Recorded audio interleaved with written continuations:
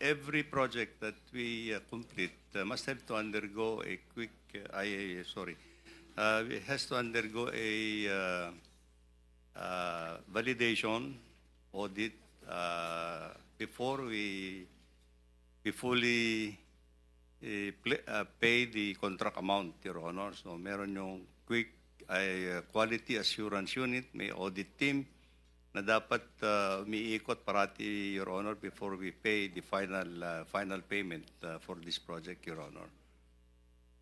Are all these contractors qualified? They are qualified. They're qualified, Your Honor, and on the basis of the documents that they submit for the bidding purposes, Your Honor. Sa mga binanggit ni Pangulong Marcos ng mga contractors during his SONA, bakit sa sampulang, bakit halos lahat ng mga contractors to kinorner lahat yung mga flood control projects? Why is that so? Well, as far as I can recall, actually, yung sabi naman na ating presidente, 20% of the total amount of that has been allocated over the years were actually napupunta doon po sa 15 contractors po. So, marami pa naman po yung other contractors that have participated in the implementation of the flood control projects, but it's a little outstanding, as sabi ng ating presidente, that 20% of the total budgets that have been allocated for flood control napunta po doon sa 15. In numbers po yun, I think that is in numbers, Your Honor. Yes, so sabi ni Pangulong Marcos, 15 contractors cornered 20% of the total budget, or roughly 100 billion pesos. Yes, Your Honor. And the remaining 436 billion was split among 2,394 contractors. At hindi ko nababasahin yung mga pangalan ng mga kumpanya ng yung construction company dahil nabanggit na ni Pangulong Marcos yan. Anyway, ilan ang ghost projects ninyo dyan? This is on the process of validation, Your Honor. But do you still believe that there are ghost projects there? Or there were ghost projects? In all candidness, Your Honor, I think so. You think so? Yes. San yan? Well, as I said, as I mentioned in my statement, there are district offices that we are trying to continue the validation of some of the projects, Your Honor. Let me just point out, Your Honor, that many of these projects also, many of the other projects that I have mentioned, some of these projects were also implemented in 2021, in 2021, 2022. Sige. Kailan nyo pa nalaman na may mga ghost projects? Since you assumed office, Mr. Secretary? Or just lately? Just lately, Your Honor, and unfortunately. So ibig sabihin, when did you assume as Secretary? When President Marcos appointed you in 2022? Yes, all right. So you believe in 2022, 2023, 2024, walang ghost project? Well, Your Honor, at the central office, we are relying actually on our project monitoring information that comes to us actually, unless it's going to be validated actually in field. So you said siguro merong mga ghost projects. Who informed you na merong mga ghost projects? Well, there are already informations that are coming up. Yes. Who in particular informed you that there are There are ghost people projects? in the department actually that are.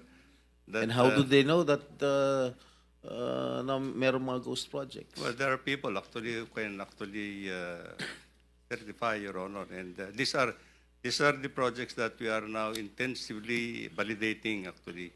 Okay, my office received reports that there are ghost projects in the municipalities of Kalumpit, Malolos, and Hagonoy in the province of Bulacan. Can you confirm this?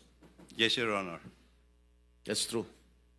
Well, this is information that we have received, Your Honor. And the contractor, allegedly, Wawaw Builders, correct? That's correct, Your Honor. And SYMS Construction. Am I correct? I don't recall that name, Your Honor. But Who is the owner of Wow Builders? Is he here? Is he present here?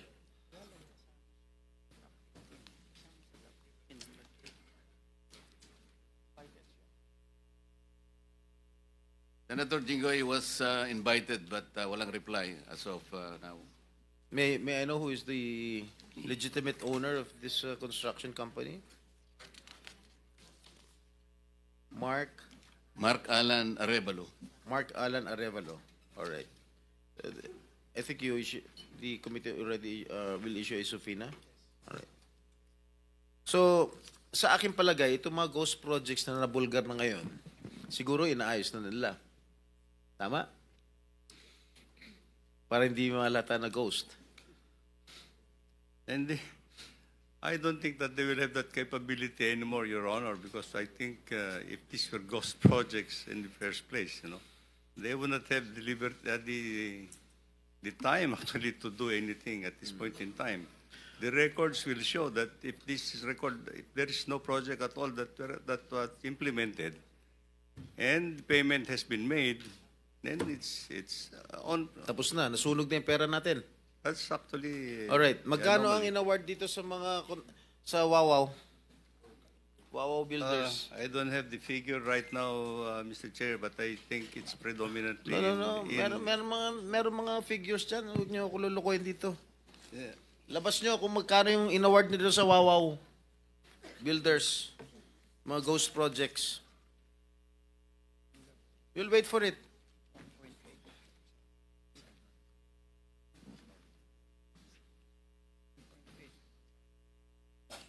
Kakadiri kayo. Mr. Chair, well, I've just been given the tabulation. Wawaw Builders.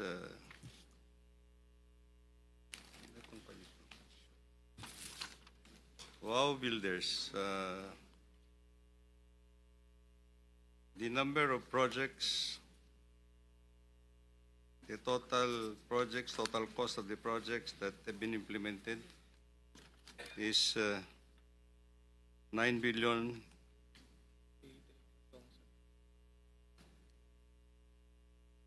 $9 million or 9 billion? 9 billion all over the country, Mr. Chair.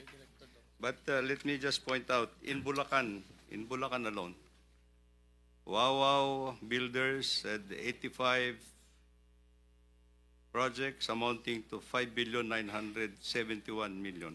In Bulacan alone. What about the three municipalities that I've mentioned? Kalumpit, Hagonoy, and what is this? Malolos.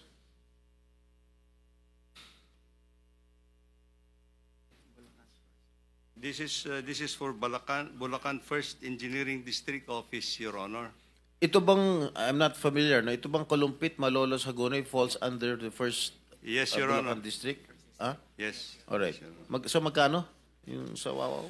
5,971,811,600. In Bulacan alone? In Bulacan First Engineering District, Your Honor. So yung 5 billion na in-award sa Wawaw Builders para sa province Bulacan First Engineering. are all ghost projects. Correct? Hindi Secretary, naman, Your Honor. for the record, the total is 9 billion. That is nationwide. Nationwide. Nationwide, Your Honor. Pero 5 lahat yun, billion ghost na projects. Your Honor. So, Ghost projects lahat. No po. Hindi po. So ang ghost project lang na sinasabi mo, sa Bulacan lang. There seems to be some ghost projects actually as reported, Your Honor. Are you investigating this right Yes, now? Your Honor. We're investigating it. What is the status of your investigation? They will be coming up with their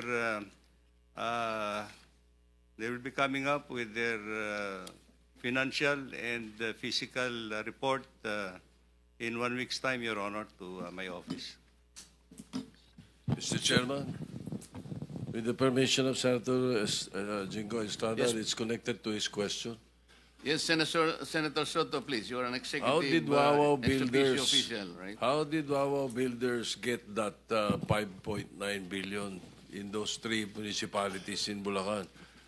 How did they get that? Who who inserted that into the budget of DPWH? Let me just clarify a little bit, Mr. Chairman. The amount that I have mentioned is actually for 4 years, up to fiscal year 2025. It started in 2022, 2023, 2024, and 2025, Your Honor. Let's clear that, Mr. Secretary. The 9-point-something billion is for 4 years? 5.9 for Wawaw, Your Honor. No, the total for 4 years is 9-something billion. Yes, Your Honor. And the 5-something billion ghost project is in Bulacan alone. Not totally ghost project, Your Honor.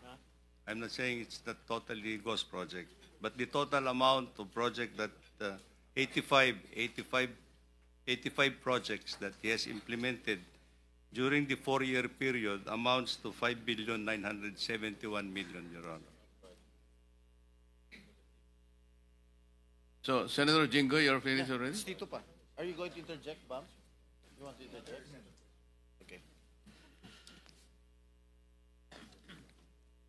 Tapos ka na, Senator Tito? No, I did not get an answer, Mr. President, Mr. Chairman.